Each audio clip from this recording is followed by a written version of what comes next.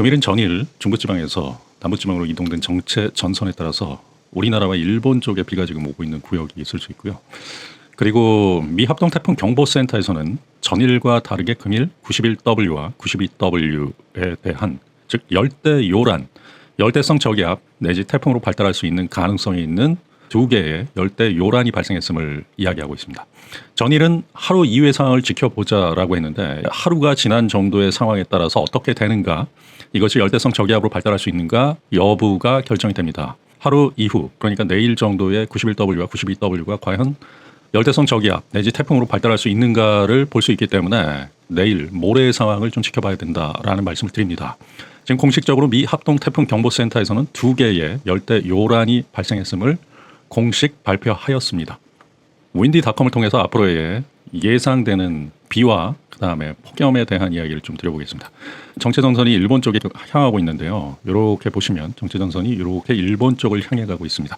우리나라도 남쪽 지방의 일부 지방에 비가 오는 구역이 있을 수 있고요. 그리고 일본의 경우에는 비가 상당히 많은 비가 오는 지역도 있을 수 있지만 그 남쪽으로는 엄청나게 더운 영상 35도에 달하는 상당한 더위, 폭염주의보에 지금 노출되어 있는 게 지금 현재 일본의 상황입니다. 그렇기 때문에 일본은 비가 오면 상당히 많은 비가 오고 있고요. 그다음에 비가 안 오면 강한 더위에 지금 노출되어 있다. 그것이 일본의 날씨 이슈입니다. 우리나라 인접한 일본의 위쪽은 지금 비가 오고 있는 상황이라서 비가 안 오는 지역은 35도에 달하는 상당히 강한 더위가 지금 발생하고 있다. 그래서 일본은 국지적인 심한 뇌우를 동반한 엄청난 비를 조심해야 된다라고 이야기하고 있고요. 또한 극심한 더위를 조심하십시오라고 금일 뉴스에서 경고하고 있습니다. 20일 역시도 똑같고요. 비가 안 오면 상당히 강한 더위, 36도 최고 기온에 달하는 상당히 강한 더위가 되고요. 비가 오는 곳은 또 상당히 시원한 부분, 그리고 일요일 역시도 이런 상황이 계속되니까 정체전선이 일본 쪽에 위치한다라고 하면 비가 오는 그 비는 상당히 국지적인 호우를 동반하는 비고요. 그리고 그 비가 그친다라고 했을 때는 상당한 더위가 찾아온다라고 해서 일본은 지금 극과 극의 상황에서 일기예보를 발표하고 있습니다. 윈디닷컴을 통해서 우리나라 앞으로의 예상 날씨를 말씀드리겠습니다. 지금 현재는 일본 쪽에 정체전선이 위치하고 있고요. 그리고 우리나라도 남부지방 일부가 비가 오는 구역이 있을 수 있습니다. 금요일 18시, 21시 보면은 비가 그친 후에 이렇게 일본 쪽에 비구름대가 형성되는 부분들이 보이고요. 우리나라는 일부 지역에 비가 올 수는 있지만 많은 비는 오지 않는 상황이다라고 볼 수 있고요. 토요일 같은 경우 다시 정체전선이 이렇게 형성되는 부분들이 보이죠. 그래서 우리나라 중부지방 서쪽에 비가 오는 구역이 토요일 00시에 있을 수 있다라고 보고요.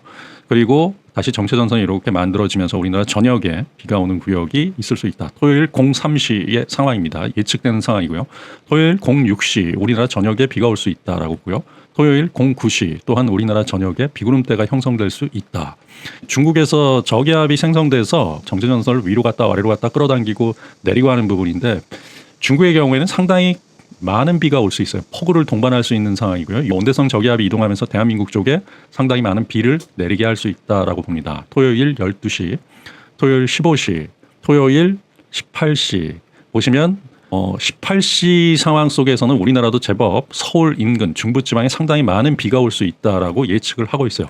그리고 토요일 21시 우리나라와 북한 쪽에 요거 역시도 온대성 저기압이 이동한다라고 보셔야 되고요. 그러면서 많은 비가 올 수 있다라고 볼 수 있습니다. 일요일 00시 보시면은 북한 쪽, 특히 평양 쪽에 상당히 많은 비가 올 수 있다라고 보고요. 그리고 일요일 03시 북한 쪽, 그리고 일요일 06시 정체전선이 위로 올라갔다 내려왔다를 반복하죠. 중부지방 우리나라까지도 많은 비가 올 수 있다라고 볼 수 있습니다. 그리고 일요일 09시 우리나라 전역에 다시 비구름대가 형성되고 있고요. 그리고 일요일 12시 대한민국 쪽에 비구름대가 위치하고 있습니다. 온대성 저기압이 이동하는 부분들이에요. 온대성 저기압이 이동하면서 대한민국은 또다시 비가 멈추는 상황들, 멈춰있는 일정 부분 비가 오는 구역도 있지만 멈추면서 이때는 또 폭염에 노출된다라고 볼 수 있어요. 일본이 지금 현재 그런 상황이거든요. 일본이 35도, 낮 기온이 35도가 넘어가는 폭염에 노출되고 비가 온다라고 하면 폭우를 동반한다. 대한민국 역시도 이 정체전선이 그러한 성격의 것이기 때문에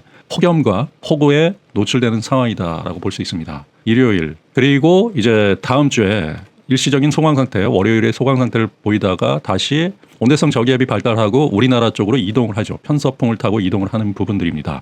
그래서 북한 쪽에 이제는 정체전선이 대한민국 쪽에서 북한 쪽으로 이동하는 좀 올라가는 상황이고요. 월요일, 화요일 북한 쪽에는 상당히 많은 비가 올 수 있다라고 보고요. 그리고 수요일 이때가 이제 보시면 태풍이 만들어지고 있어요. 태풍이 유럽 중기 예보센터의 슈퍼컴퓨터 예측 모델인데 이때는 이제 대만 동쪽에 태풍이 위치한다라고 해서 이 태풍이 만들어지고 있고요. 그리고 이것은 7월 24일 북상을 하면서 바로 상해 인근까지 도달할 것으로 예측되고요. 이랬을 때는 여기서부터는 좀 우리나라가 조심해야 된다라고 볼 수 있고요.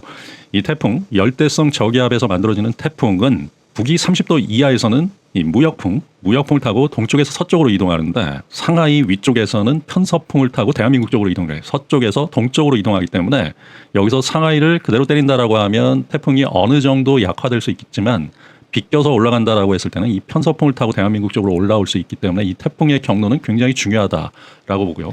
금일 미합동 태풍 경보센터에서 바라보는 두 개의 열대 요란 태풍 이전의 단계다. 열대성 저기압 이전의 단계다라고 보는데 그것이 열대성 저기압 태풍으로 발달될지는 내일 그리고 모레 정도에 알 수 있다라고 볼 수 있고요. 그때 그게 이제 발달될 가능성이 매우 크다라고 하면 그러면 이런 상황이 나타날 수 있기 때문에 지금부터는 장마가 거친 후에 이 태풍에 대한 예보를 상당히 중요하게 봐야 된다라는 말씀을 드립니다.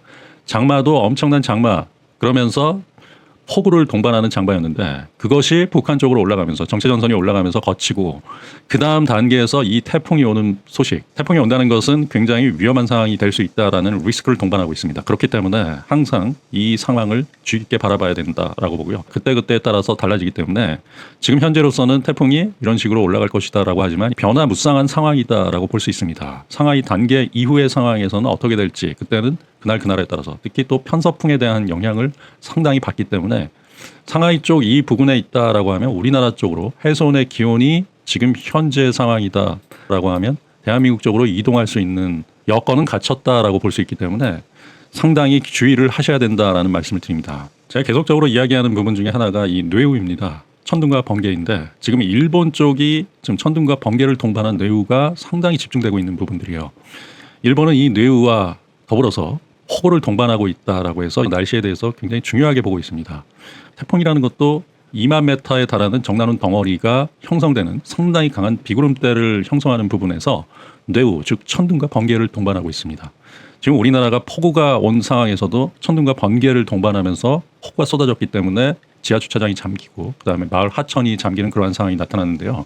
지금 일본 역시도 그러한 상황에 노출되기 때문에 일본 날씨 뉴스에서는 이 뇌우의 상황이 굉장히 중요하다라고 해서 이러한 부분들을 연구하고 있습니다. 여기에 대한 연구가 상당히 중요하고요. 이것은 슈퍼컴퓨터 예측 모델에서 예외적인 상황이기 때문에 맞추기가 가장 어려운 부분들이에요. 이 뇌우를 동반한다. 이것을 예측하고 슈퍼컴퓨터가 이러한 부분들을 예측하고 상당히 많은 폭우를 동반할 수 있다라고 하면 앞으로는 지금보다 훨씬 더 월등한 확률로 날씨 예보를 맞출 수 있을 것으로 봅니다. 앞으로도 이러한 부분들을 지적하면서 현재 실시간으로는 우리나라 남쪽에 전남 인근에 뇌우가 발생하고 있고요. 그렇다라고 하면 정체전선이 여기서도 형성이 된다. 비구름대가 올 가능성이 굉장히 크다라는 거죠.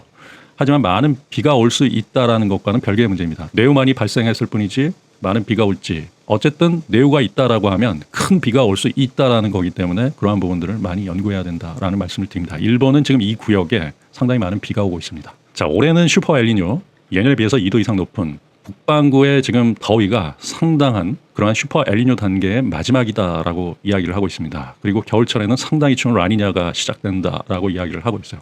그렇기 때문에 올해 같은 경우는 많은 분들이 주의를 기울이셔가지고 특히 1차 산업에 종사하시는 분들, 과수원이라든지 그다음에 농업에 종사하시는 분들 같은 경우는 풍년을 생각하는 것보다는 예년에 비해서 그냥 어느 정도 평년 정도를 생각한다라고 하면 최고의 해가 아닐까 라고 생각하셔야 됩니다. 욕심을 부리시면 절대 안 되고 이 날씨에 대한 리스크 관리를 항상 생각하시면서 만전을 기하셔야 된다라는 말씀드립니다. 감사합니다.